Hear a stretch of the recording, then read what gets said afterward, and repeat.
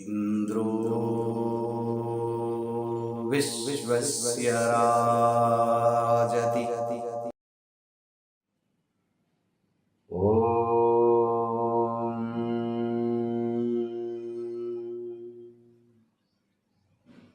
ब्रह्मणस्पतिर्विजयते तराम्। श्री गुरुदत्तात्रेयाय नमः। श्रीमात्रे नमः। काव्यकण्ठवासिष्ठ श्री गणपतिमुनिविरचितं प्रचण्डचण्डिका त्रिसती।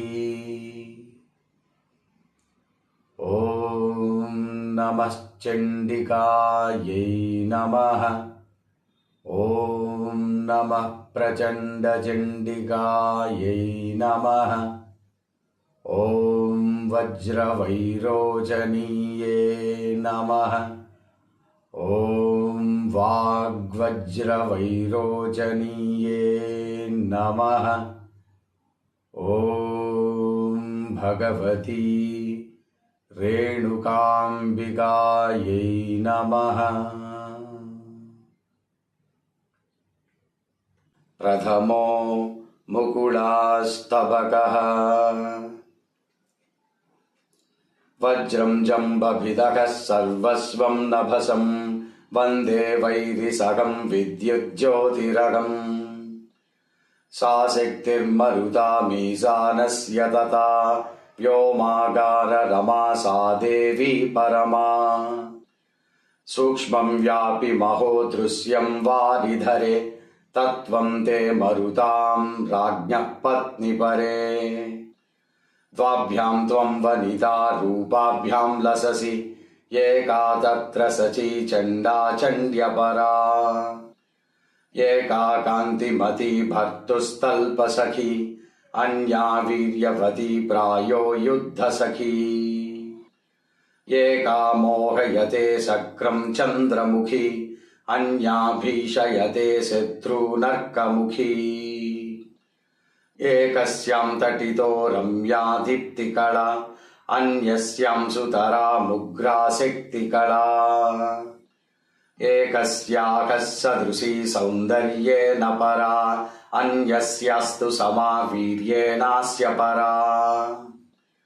एका सञ्चरति स्वर्गे भोगवती अन्या भाति नभोरङ्गे योगवती।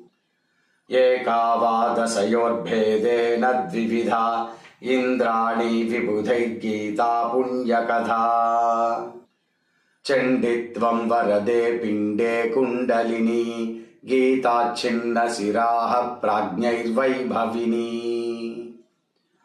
आहुः कुण्डलिनीं यन्मूर्ध्ना वियुतां चित्रा सा वचसो भङ्गी बुद्धिमताम्। पुत्रच्छिन्नशिराः पुण्यायाब्जमुखी आवेशत् किल तां शक्तिः शक्रसखी। तस्माद्वायमवच्चित्ताम्भोजरमा उक्ता कृत्तशिराः सा शक्तिः परमा। ओजीयस्य बलातुल्या कापि न ते राजारेर्जननी स्वर्णारी विनुते। यावन्तोऽवतराः शक्तिर्भूमितले वीर्येणास्यधिका तेषु त्वं विमले। प्रागेव त्वयि सत्यैन्द्रियशक्तिकला व्यक्ता भूच्चिरसि छिन्ने भूरिबला। त्वं छिन्ने मकसां राशिः शक्तिरसि हुङ्कारेण रिपुर्व्रातं निर्दहसि। भोगासक्तरतिग्राहाङ्गासनगा बालार्कद्युतिभृत्पादाम्भोजयुगा। छिन्नं पाणितले मूर्धानं दधति प्राणानात्मवशे संस्थाप्या जगति। स्वारास्येन पिबन्त्युल्लोलानसृजः ध्वस्ताना दधति दृप्तान् भूमिभुजः। ढाकिन्या नखया वह्निन्या च युता रामाम्बावतु मां दिव्यं भावमिता। कार्यं साधयितुं वीर्यं वर्धय मे चित्तं स्वात्मनि यच्छिन्ने स्थापय मे। योगं मे विषयारात्यब्धिं तरितुं चित्तं देवि कुरु त्वं साक्षाद्गदितुम्। मन्दारैरिव मे गायत्रैर्विमलैः छिन्ने सिद्ध्यतु ते पादार्चामुकुलैः। इति मुकुलास्तवकम्। द्वितीयं बृहतीस्तवकम्। निखिलामयतापहरी निजसेवकभव्यकरी गगनामृतदीप्तझरी जयतीश्वरचिल्लकरी। विपिने विपिने विनुता नगरे नगरे नमिता जयति स्थिरचित्तहिता जगतां नृपतेर्दयिता। मतिकैरवणीन्दुकला मुनिहृत्कमले कमला जयति स्तुतिदूरबला जगदीशवधुर्विमला। कलिपक्षजुषां दमनी कलुषप्रदतेः समनी जयति स्तुवदामवनी सदया जगतो जननी। अतिचण्डि सुपर्वनुते बलपौरुषयोरमिते जननं सुजनावनिते जगतामुपकारकृते। सकलामयनासचणे सततं स्मरतः सुगुणे मम कार्यगते प्रथमं मरणं न भवद्वधमम्। मरणस्य भयं तरितुं करुणारसवाहिनिते स्मरणाद्रसयामि गलत् चरणाम्बुरुहादमृतम्। वनिता वपुषश्चरणं जगदम्ब न वेद्मि तव वियदग्नितनोश्चरणं शिरसेह वहामि सदा। सतसः प्रसृतैश्चरणैर्मुनिमस्तकवीधिषु सा विपुले गगने वितता चरति त्रिदशेष सखी।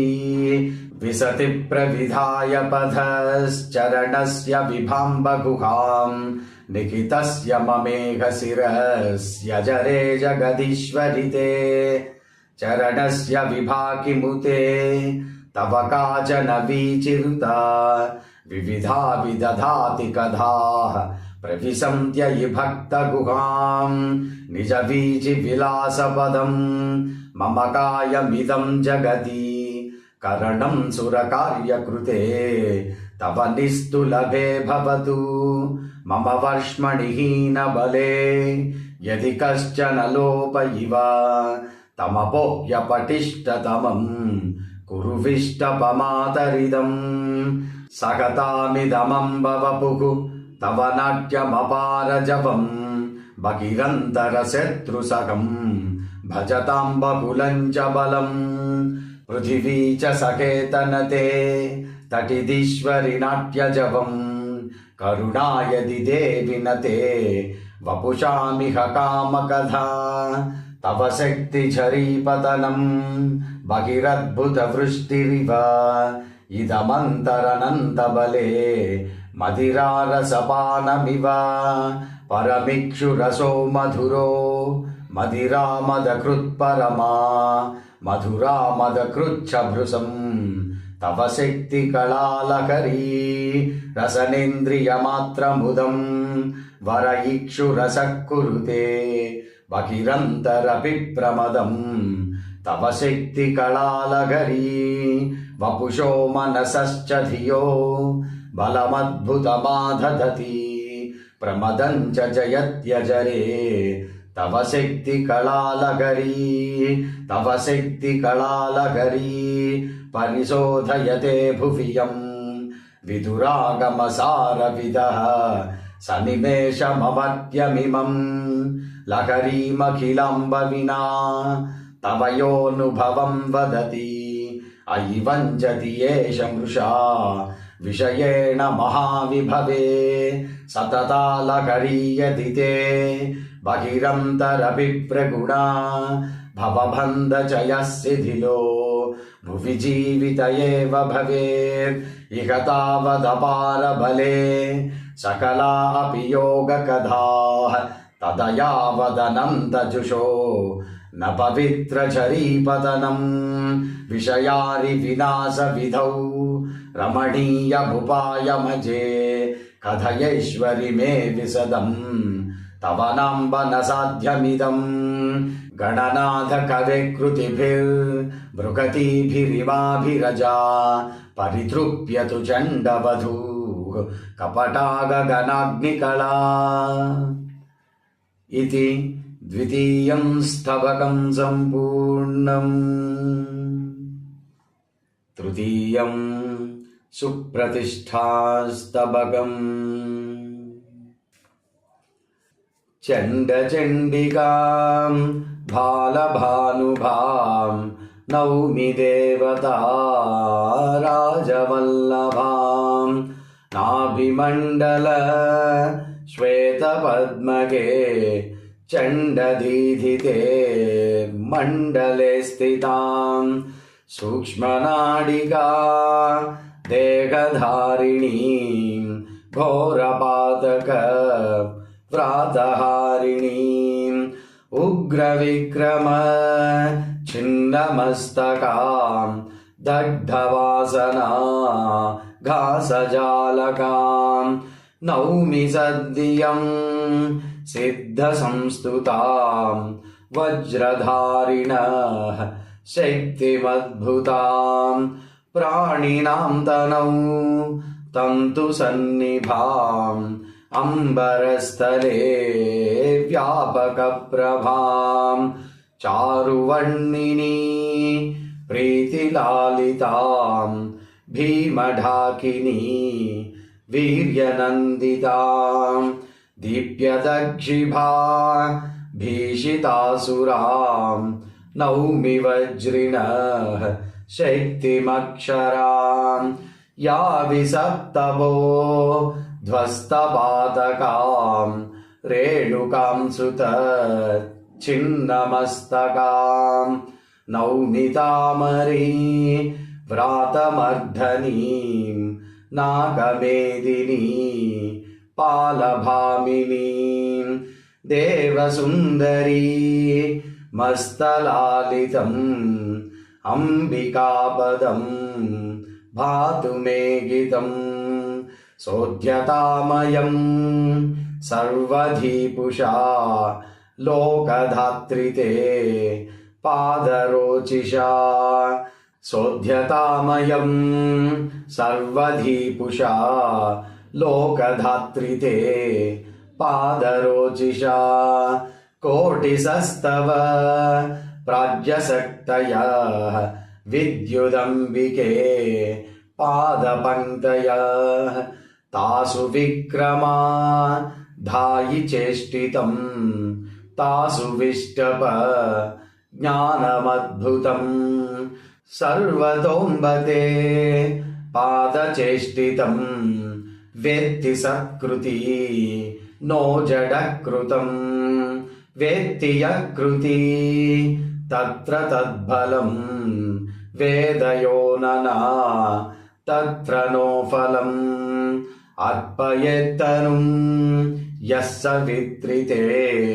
शक्तिवैभवं तत्र पण्डिते पूरुषो भवन् मूर्तिरच्युते मत्तनुं स्त्रियं शम्भुनक्तु ते सर्वतो गतिः भामदम्बते मद्गुहान्तरे भातु विश्रुते उग्रवैभवा शक्तिरन्तरे भातु ते पद प्रेयसः परे चण्डिते पुनश्चेत्प्रचण्डता कीदृगम्बिके सा महोग्रता मर्त्यहस्तिनं मस्तभेदिनी शक्तिरम्बते पातु पावनी उत्तमोत्तमा चित्तचिन्त्यतां